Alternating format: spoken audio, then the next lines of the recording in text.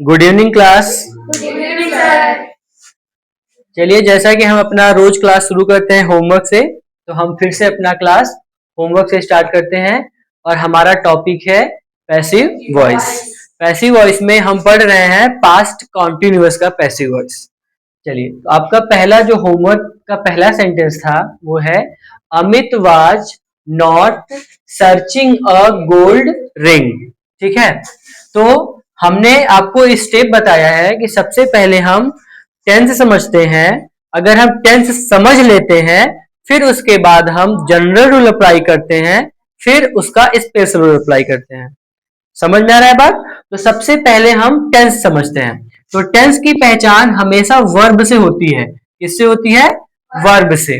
अभी भी जिसको दिक्कत हो रहा है वो समझ लीजिए कि एक्टिव वॉइस का जो स्ट्रक्चर होता है वो इन्हीं तीन चीजों पर डिपेंड होता है, सब्जेक्ट, वर्ब और ऑब्जेक्ट। किस पर डिपेंड होता है? सब्जेक्ट, वर्ब और ऑब्जेक्ट। अब आपको लग रहा होगा सर इसमें कैसे जाने, तो जो सबसे आगे होता है वो होता है सब्जेक्ट। फिर ध्यान समझ लीजिए आप लोग, फिर यहां तक आपका हो गया वर्ब और उसके बाद ये हो गया क्या? ऑब्जेक्ट। ये स्ट्रक्चर है एक्टिव वॉइस का। किसका स्ट्रक्चर है ये? एक्टिव वॉइस का। पैसिव वॉइस का स्ट्रक्चर क्या होता है? सेम यही, ऑब्जेक्ट को यहां लाना होता है, सब्जेक्ट को यहां लाना होता है, उसके पहले एक चीज लगाना होता है, क्या? बाई। और उसके बाद फिर इस वर्ब को यहां पर कुछ बदलाव के साथ लिखना होता है। वो बदलाव क्या है? Special rule. वो बदलाव क्या है? और एक कॉमन चीज जो वर्ब के साथ हर टेंस में लागू होगा, वर्ब का थर्ड फॉर्म। एक बार फिर से मैंने आपका रिवाइज कर दिया है, ठीक है ना? बेसिक रूल क्या है फिर से समझ लीजिए। ऑब्जेक्ट को यहां लाना, सब्जेक्ट को यहां लाना, उसके पहले बाई लगाना और टेंस के अकॉर्डिंग वर्ब को बदलना। लेकिन वर्ब का मेन वर्ब जो होता है उसका थर्ड फॉर्म कंपलसरी है। समझ गए इतना? चलिए अब अपने टॉपिक पर चलते हैं। जैसा कि हम जान गए ये हमारा पास्ट का क्या है? कॉन्टिन्यूअस। चलिए, पास्ट के कॉन्टिन्यूअस का रूल के हिसाब से सबसे पहले हम ऑब्जेक्ट को यहां लाए पैसिव वॉइस बनाते समय। तो a gold ring, this is your object. Now it is your subject. जो ऑब्जेक्ट था वो क्या बन गया? सब्जेक्ट। आफ्टर दैट कॉन्टिन्यूअस में वाज वेयर लगता है, रिंग सिंगुलर है, वॉज लगाया, नॉट के साथ नॉट ही रहेगा। आईएनजी वाले फॉर्म में एक वर्ड क्या ऐड करते हैं? बीइंग। तो यहां पे हो गया बीइंग। अब सर्च का थर्ड फॉर्म सर्च्ड। सर्च्ड हो गया। उसके बाद अब जो सब्जेक्ट है उसको क्या बनाएंगे? Object, by Amit. So this is your final answer. A gold ring was not being searched by Amit. चलिए नेक्स्ट सेंटेंस।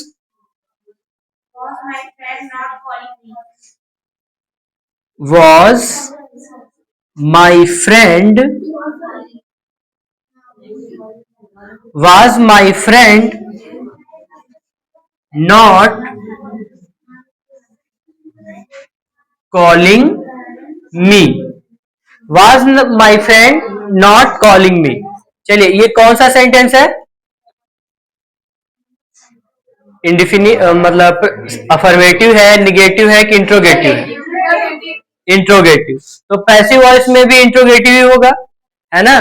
जैसे इसमें वाज वेयर आगे है तो इसमें भी वाज वेयर आगे होगा ऑब्जेक्ट के अकॉर्डिंग। तो इसमें क्या है? Object me.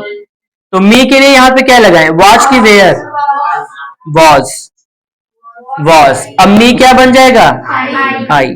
Was I not no being. आप लोग रूल याद नहीं करके आ रहे हो, किसी दिन आप लोग की पिटाई होगी। कॉल का क्या हो जाएगा? कॉल्ड। जो भी जिसके मन में निकलता है बस बोलते रहते हो। Not, was I not being called by my friend. कभी भी कोई क्वेश्चन सॉल्व करने से पहले सोचा करिए कि वो कौन सा टेंस है, मुझे क्या क्या उसमें लगाना है नहीं कि बस जो जो दिख रहा है बस बनाते चले जा रहे हैं। Can I clean the first one?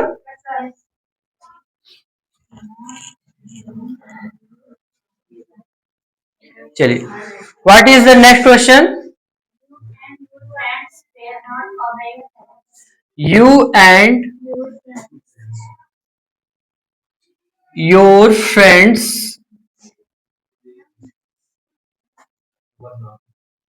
were not obeying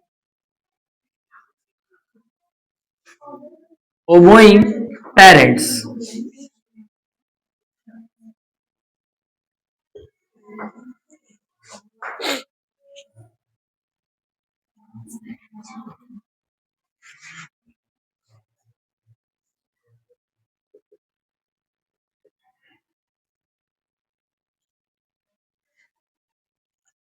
So what will be your object?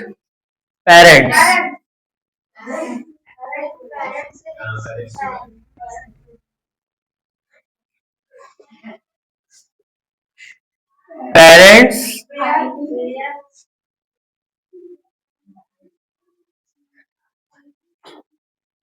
Parents were not being obeyed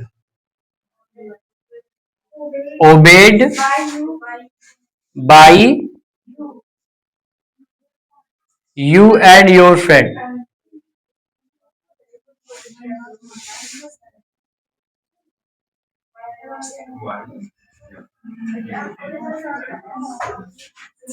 parents की स्पेलिंग क्या होती है?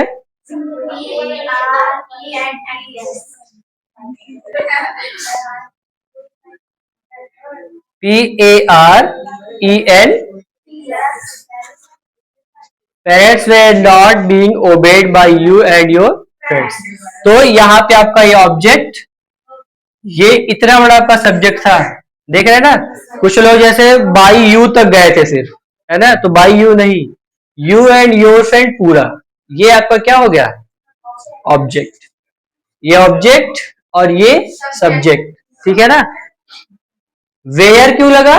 क्योंकि यहाँ पे पेरेंट्स है, ठीक है? Not being obeyed. चलिए next, teachers are not taking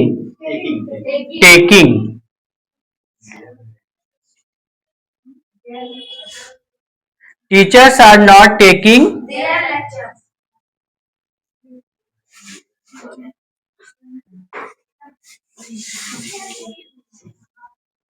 चलिए लेक्चर्स, तो यहाँ पे ऑब्जेक्ट क्या होगा? नहीं, ये एक साथ रहेगा, देयर लेक्चर्स, मतलब उनके लेक्चर्स, दे लेक्चर्स हो जाएगा। तब यहाँ पे देयर का दे नहीं करना है, देयर लेक्चर्स। अब लेक्चर्स प्लूरल तो वेयर नहीं, ये सॉरी, ये प्रेजेंट का कॉन्टिन्यूअस, हाँ, तो इसमें आर लगेगा। Their lectures are not being take took taken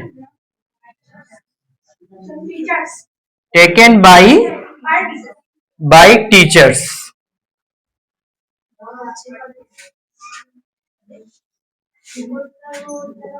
सभी को समझ में आ रहा है ना? क्योंकि वही रूल हर सेंटेंस में लग रहा है। आप इतनी बार उन रूल्स को लगा रहे हैं कि आपको अब इन रूल्स की हैबिट पड़ जानी चाहिए। अगर अभी भी आप लोग इसके हैबिट पे नहीं आ रहे हैं तो फिर इसका मतलब आप लोग घर पे जाके रिवीजन नहीं कर रहे हैं, है ना? इसका बस और कोई रीजन नहीं है जो अभी तक आप लोग को ये रूल याद नहीं हुए।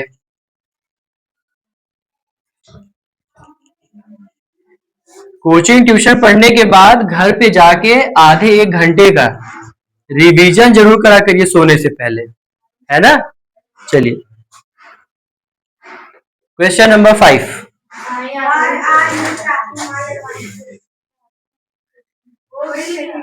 वाई आर यू, केवल एक लोग बोला करिए, why are you taking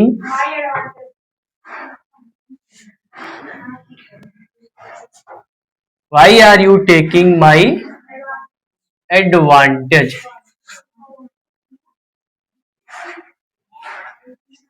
advantage की स्पेलिंग सही है, ADVANTAGE। चलिए, तो इसमें आपका ऑब्जेक्ट क्या होना चाहिए? मेरे मतलब फायदा ना, माई एडवांटेज, मेरा फायदा। मेरा फायदा इसमें क्या होगा आपका? ऑब्जेक्ट। लेकिन रूल बनाते समय ऐसा नहीं है कि पहले यही कर देंगे। अगर ये इंट्रोगेटिव है तो सबसे पहले इंट्रोगेटिव का रूल फॉलो होगा। तो वाई से यहां शुरू हुआ है तो पैसिव वॉइस भी वाई से ही शुरू करेंगे, इस चीज का ध्यान रखिएगा। अब जो इज एम आर लगेगा वो आपके इसके अकॉर्डिंग लगेगा, है ना, क्योंकि अब आपका जो सब्जेक्ट बनने वाला है वो एडवांटेज बनने वाला है, ठीक है ना। Why is my advantage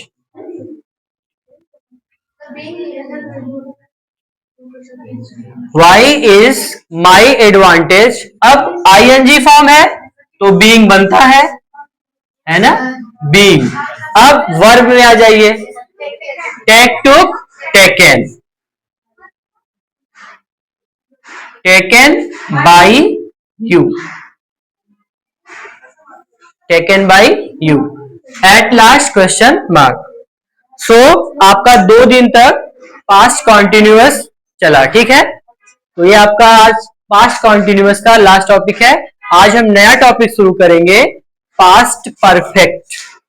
okay, तो your heading will be passive voice of past perfect tense.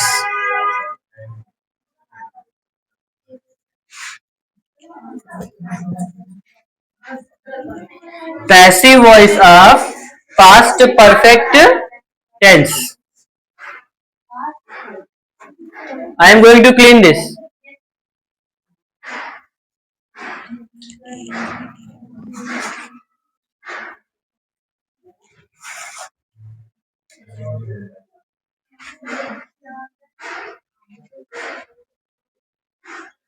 Passive voice of past perfect tense। चलिए, सबसे पहला क्वेश्चन ये उठता है कि पास्ट परफेक्ट टेंस क्या है। क्या इसमें कोई ऐसा है जो मुझे पास्ट परफेक्ट टेंस बोल के दिखा सकता है? Give me an example of past perfect tense in English. In English,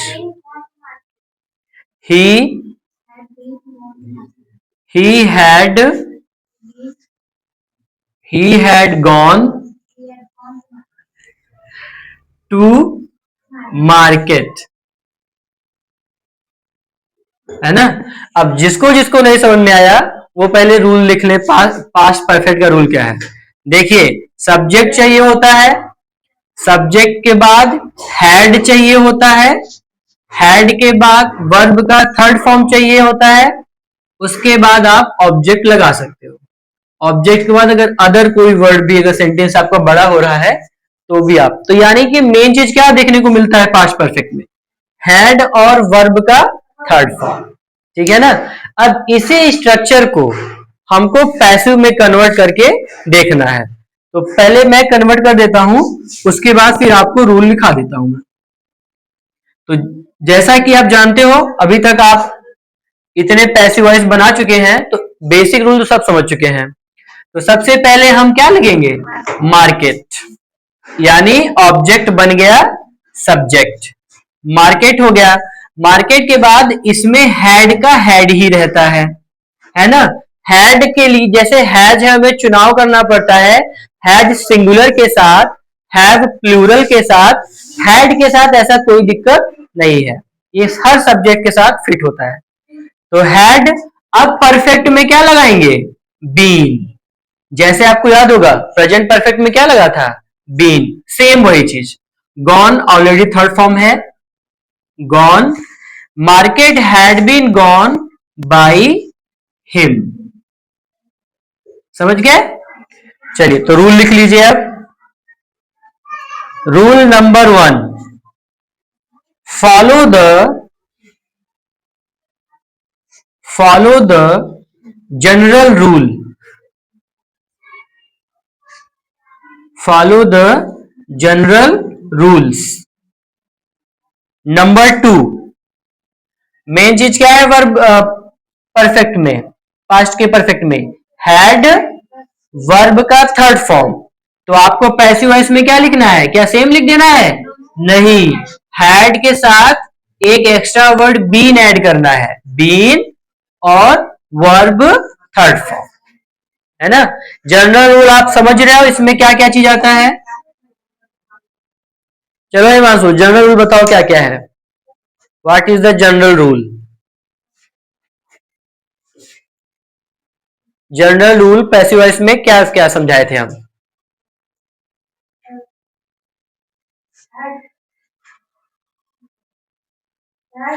बताओ।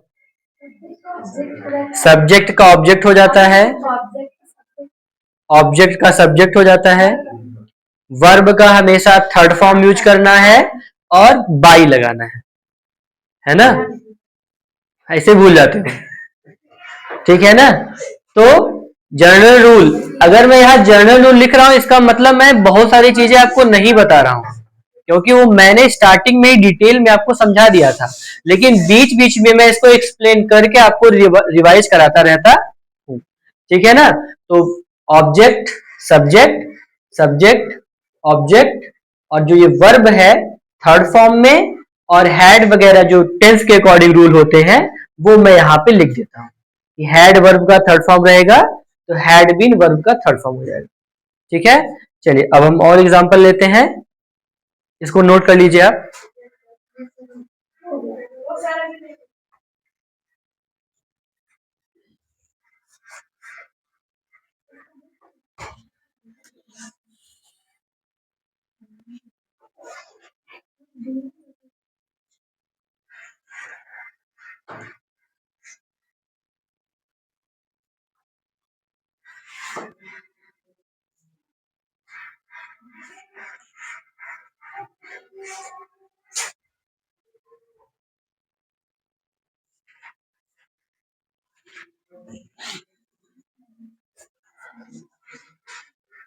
ये अब एक निगेटिव लेते हैं ना,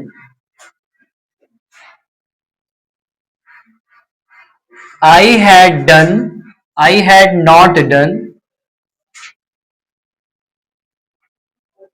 I had not done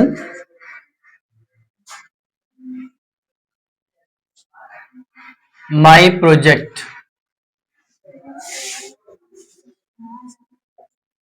I had not done my project, मैंने अपना प्रोजेक्ट नहीं किया था।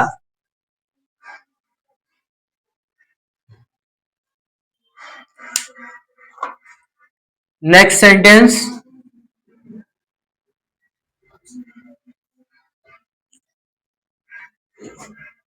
You had not,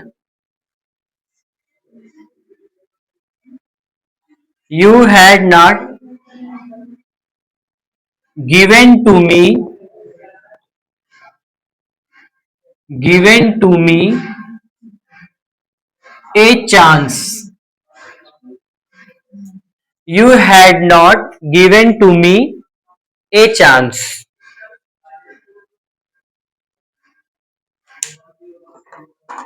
I am going to claim the rule।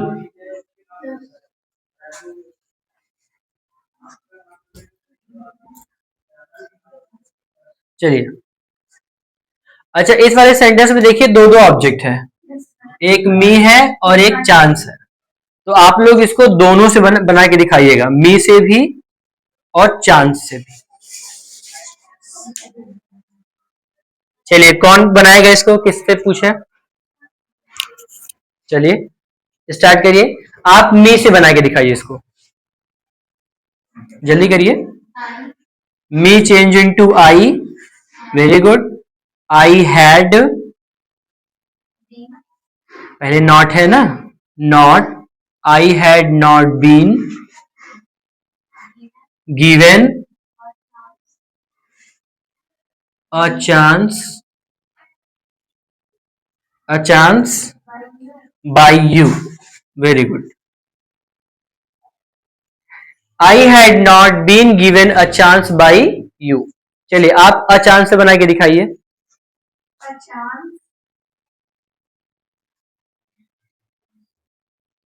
A chance had not been given, no, a chance आपका subject बन चुका है, given to me by you. A chance had not been given to me by you, मुझे तुम्हारे द्वारा एक भी chance नहीं दिया गया था। चलिए अब इसको बनाते हैं। इसमें केवल एक ही सब्जेक्ट है, एक ही ऑब्जेक्ट है ना, माई प्रोजेक्ट, है ना। तो चलिए तुम बनाओ इसको। My project, my project had not been done by me, मेरा प्रोजेक्ट मेरे द्वारा ही नहीं पूरा किया गया था, है ना। Sit down, very good.